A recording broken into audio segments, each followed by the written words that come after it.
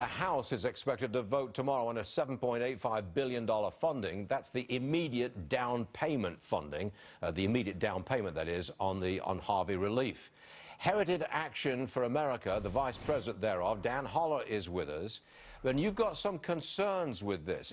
This is just the down payment. This is not the big bailout, not the big relief effort. This is just the $7.8 billion. You don't like it? No, Stuart, we have some minor concerns. Overall, when you want to see Congress respond to disasters like we saw down in the Houston area, you want to see them do it appropriately and in a fiscally responsible way. And by and large, the bulk of the money that the House is going to vote on this week is truly emergency in nature. There are about $450 million of it that's going to the Small Business Administration that doesn't meet that definition. But overall, the package is generally what you'd want to see. The reason we called out that $450 million was to lay down a marker that as these packages get bigger and more substantial down the line, we don't want to spiral off into a Sandy-type situation where you have 10 years of spending out and being deemed as emergency. But then again, you don't want to hold this up with inter-party wrangling. I mean, you really don't want to hold this up, do you?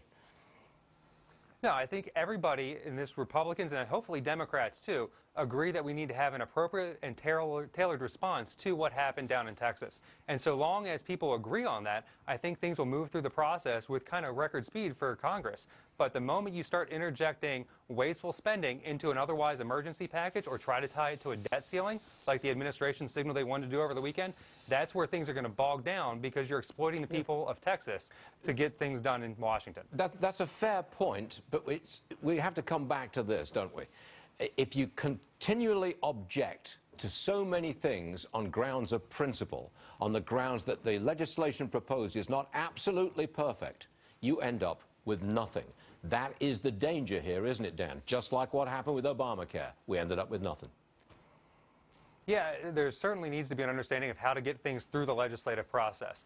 And what we want to do in this specific situation was say, that $450 million, that's going down the wrong path.